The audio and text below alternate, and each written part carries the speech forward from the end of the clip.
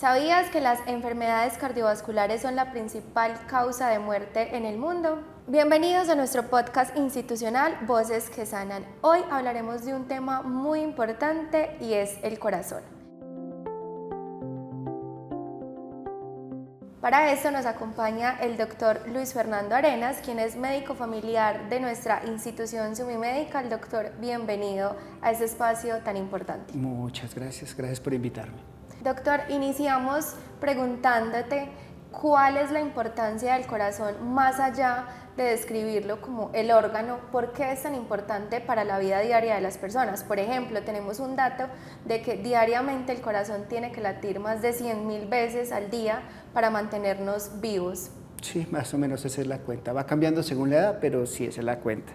El corazón es la bomba que llega y hace que circule nuestra sangre. Y nuestra sangre lleva las cosas, la comida, la basura, la desecha, el oxígeno, los gases, todo eso lo transporta por el cuerpo. Entonces el corazón es el encargado que las cosas lleguen a donde deben llegar. Si no llegan, pues no estamos en este mundo. Entonces no duraríamos mucho sin él. Creo que el récord está en 4 minutos. Doctor, contemos también un poco, porque a veces solamente pensamos en el corazón cuando sentimos algún dolor o alguna molestia. ¿Cuándo deberíamos alarmarnos o tener presente como este órgano tan importante? Cuando nos ponemos románticos. No, mentira. El cuento es, el corazón nos empieza a molestar cuando ya empieza a tener daños, pero empezamos a cuidarlo desde la infancia. O sea, tenemos que vivir bien toda la vida para tener un corazón sano toda la vida. Y no es un secreto, todos sabemos más o menos cómo cuidar nuestro corazón, ¿cierto? Comer bien, hacer ejercicio, evitar el cigarrillo, el alcohol, lo que sabemos que le hace daño al corazón. Y fuera de chiste, la parte del romanticismo, sí, tener una buena pareja, una buena familia, tener amigos, todo eso es cuidar el corazón. Hacer ejercicio, salir a caminar, vivir la vida bien, eso te está cuidando el corazón. Entonces, cuando nos preocupamos con el corazón, cuando me empieza a molestar, ahí ya está tardío, ya venimos a evitar que los daños se vuelvan catastróficos. ¿Cuándo debemos empezar a hacerlo? Desde siempre. ¿Y cuáles serían factores de riesgo que deberíamos tener en cuenta para prestarle atención al corazón? Ok, tenemos unos factores de riesgo que podemos evitar y hay unos factores de riesgo que no podemos evitar, ¿cierto? Por ejemplo, la edad no la puedo evitar, tarde o temprano me voy a hacer viejo, ¿cierto? Y entre más años tengo, pues más atención le tengo que poner al corazón. Pero hay otros factores de riesgo que sí puedo evitar, por ejemplo, no fumar. Evitar el tabaquismo, eso debo hacerlo desde el principio de la vida, ¿cierto? Comer bien, hay distintas dietas y la que tiene más evidencia es la mediterránea, pero la idea en general es comer bien para tener un corazón sano. Hacer actividad física, ¿cierto? Hacer ejercicio, vivir bien, mover mi corazón y mover mi cuerpo, mantiene mi cuerpo sano y mi corazón sano. Y de nuevo, no entrar en depresión, estar rodeado de buenas personas, de buena familia, de una buena pareja, todo eso mantiene sano mi corazón. ¿Qué tan cierto o falso es que, por ejemplo, el estrés afecta al corazón? Muchísimo. Pero tenemos que pensar en el estrés como dos caras, ¿cierto? Entonces tenemos un estrés agudo, digamos que se te aparece un tigre y tienes que salir corriendo del tigre. Ese estrés es bueno, te va a salvar del tigre. Pero si todo el tiempo estás viendo el tigre, todos los días de tu vida estás con el susto del tigre ahí, que ya vemos el tigre trabajo, ya vemos el tigre deudas, ese le va a estar sobrecargando el corazón y nos va a hacer daño. Entonces hay un estrés bueno, que es el que me salvó agudo de un peligro agudo, y hay un estrés malo, que es el disestrés, que es el que es constante y que nos pone en riesgo cardiovascular. ¿Qué tan cierto es que más del 80% de los casos de enfermedades que están asociadas al corazón se pueden prevenir con buenos hábitos de vida? En porcentaje eso es cierto, porque lo que primero me afecta al corazón, lo que más afecta al corazón poblacionalmente sería el colesterol alto, la dislipidemia, sería la hipertensión arterial, la diabetes mellitus, predominantemente la tipo 2, el daño al riñón, y todo eso es prevenible. ¿Cómo lo prevenimos? Viviendo bien, ¿cierto? La presión arterial yo la prevengo cuando es prevenible, lo mismo, comiendo bien, haciendo ejercicio, viviendo bien. Lo mismo la diabetes, realmente uno ve como que se repiten los mismos factores y las mismas medidas protectoras. Hay otras condiciones mucho más escasas que una vez se gana el baloto que no es el de malas y eso ahí no es prevenible, pero la mayoría sí, claro. Sabemos que hay muchas enfermedades en torno al corazón. ¿Cuáles son esas más comunes y más frecuentes, sobre todo en estos tiempos? Entonces tendríamos la hipertensión arterial. Esa es de las más frecuentes, cada vez hay más, como nuestra población se vuelve cada vez más vieja, vivimos más años, la hipertensión arterial es una enfermedad que nos acompaña por más años. Entonces, esa es una situación en la que la tubería maneja mucho líquido y la bomba tiene que manejar mucho más líquido y tiene que esforzarse más, ¿cierto? ¿Y cómo la prevenimos?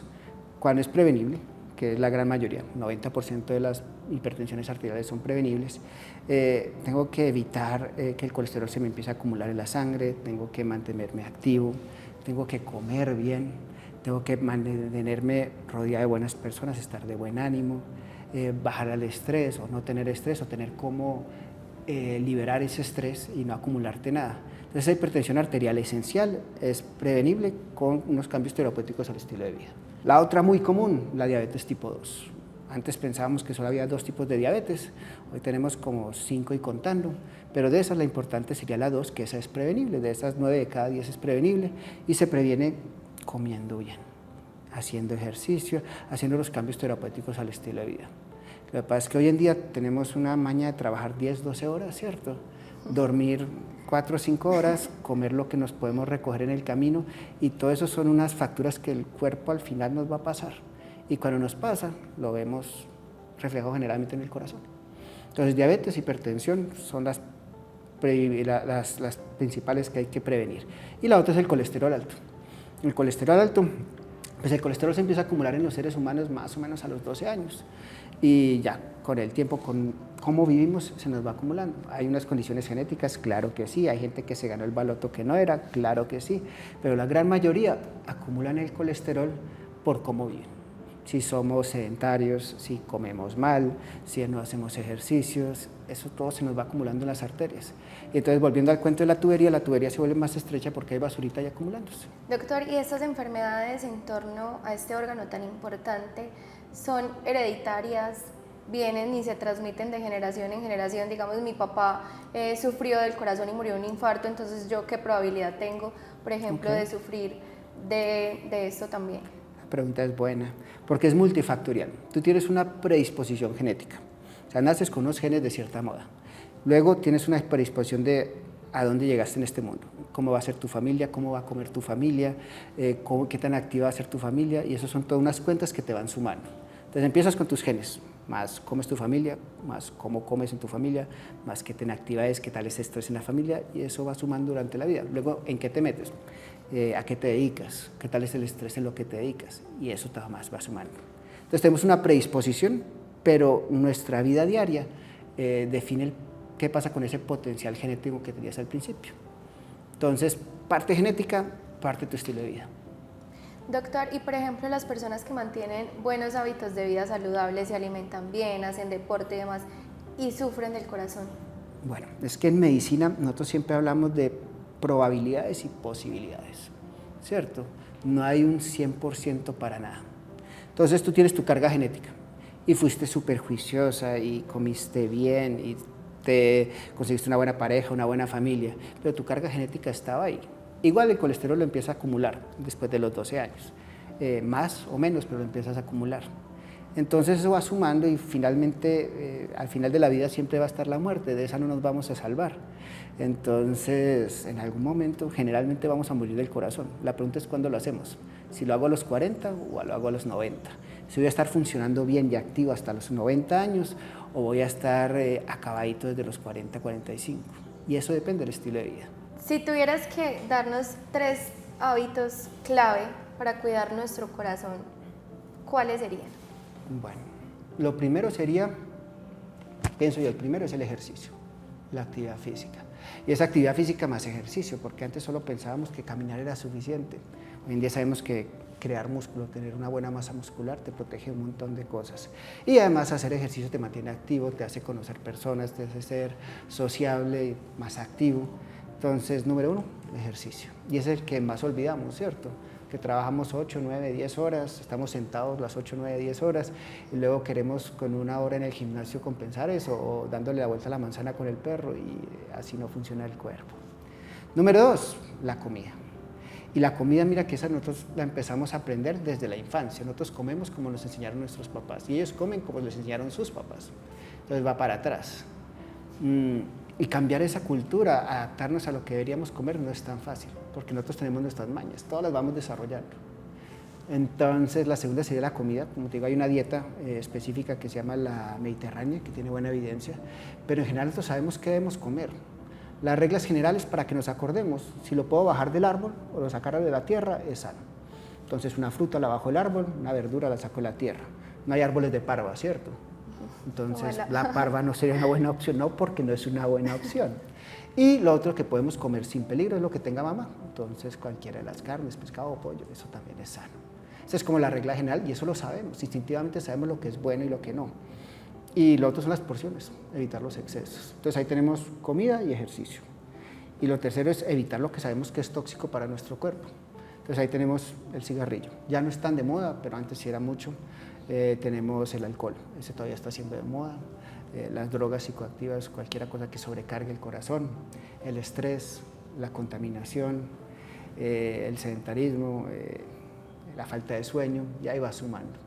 Pero todos sabemos instintivamente que es un buen estilo de vida y todos lo queremos hacer instintivamente. Lo que pasa es que nos adaptamos a la realidad del mundo real, ¿cierto? Podríamos entonces decir que hay alimentos, digámoslo así, amigos del corazón, que las personas deberían implementar más en su rutina alimentaria diaria. Hay amigos y enemigos, pero es que si pensamos, la comida es la primera forma de amor que aprendemos. ¿Cierto? Lo primero que la mamá de amor le da a su bebé es la leche materna. Como nos premian es con comida. Las celebraciones son con comida. Y generalmente, ¿con qué comida nos celebran? Con dulce, ¿cierto? Entonces sabemos que el dulce no es tan bueno. O es que el problema es la dosis. El dulce sí es bueno. Es bueno, el problema es la dosis. Okay. Como decía el profe de tóxico, el problema de los venenos es la dosis. La dosis adecuada está adecuada. Entonces, a nos gusta la fruta trae fibra y la fibra en general es buena. La sidra, que nos gusta mucho, esa se llama guatila, papa de pobre, esa baja el colesterol a todas estas. El ajo, toca quitar o bajar mucho la sal sí es enemigo. Estar bien hidratado, la carnita es buena, el pollo, el pescado, sobre todo el pescado puede ser muy bueno. Y lo que hablamos, lo que baje de los arbolitos y lo que saquemos de la tierra. ¿Cómo el corazón nos avisa que está fallando? Entonces depende del cuadro, porque puede ser distintos cuadros. ¿Qué podemos sentir? Palpitaciones. Podemos tener desmayos. Podemos empezar a hincharnos las piernas. La asfixia es de lo primero que vemos. Entonces asfixia al caminar, asfixia al agacharnos, amarrarnos los zapatos, por ejemplo, que nos sintamos alcanzados. Eso es un signo generante del corazón. Entonces tenemos hinchazón, asfixia, los dolores, que los dolores no son siempre los de novela, que los de novela son el que se cogen del brazo, sí, ¿cierto? Aquí y empiezan a sudar. Ese por ahí es 1/3 de los pacientes. Los dolores alrededor del pecho en general a veces se confunde con gastritis, por ejemplo, o puede ser del lado derecho. Entonces, dolores en el pecho. Doctor, hablemos un poco acerca de los infartos y preinfartos. Uno es la angina. La angina traduce es dolor en el pecho, y el dolor en el pecho es un dolor en la angina que se aprieta y luego te relaja. Y lo superaste y volvió a apretar y volvió a quitarse. Entonces ahí todavía no tenemos infarto, pero nos está avisando que tenemos un problema de circulación. En el infarto el dolor se queda pegado y entonces esa es la persona que siente el dolor en el pecho y se desmaya. Y la pregunta es, ¿qué hacemos en esa situación? Entonces, si estoy solo... RCP, si ya está en paro, RCP, sí, claro. Si estoy solo, toser y llegar rápido a un lugar donde te puedan ayudar. Si tenemos al alcance aspirineta, esa puede ayudar. A veces los pacientes cargan una pastilla que se llama isosorbide, que es para cuando les da el dolor en el pecho, que se les baja el dolor. Bueno, hay un dato curioso, pero esto solo sirve para los hombres. Resulta que el vaso que va para el corazón es mucho más estrecho que el vaso que va para el pene. Quiere decir que si se están tapando los vasos, primero se tapa el vaso que va para el pene que para el corazón. Y eso se traduce que los hombres generalmente van a sufrir primero disfunción eréctil antes que sufrir el corazón. Quiere decir que la disfunción eréctil es un aviso temprano de que voy a sufrir del corazón.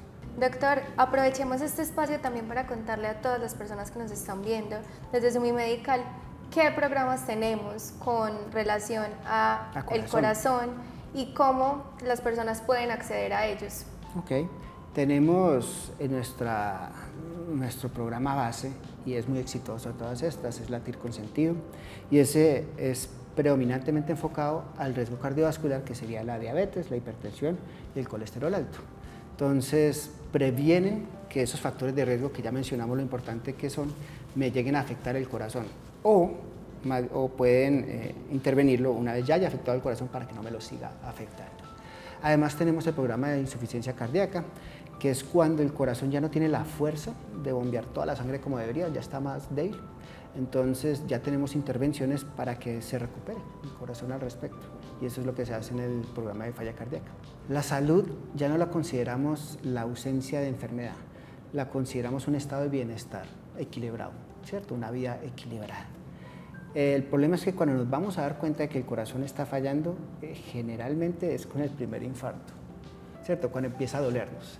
Y la vida es sana, siempre nos da más de lo que necesitamos. Entonces tenemos 2 riñones, podemos funcionar con solo uno, tenemos 2 pulmones, podemos funcionar con solo uno, tenemos un corazón, el corazón puede estar muy dañado y seguir andando. Quiere decir que para cuando nos demos cuenta que está fallando, ya el daño está muy avanzado.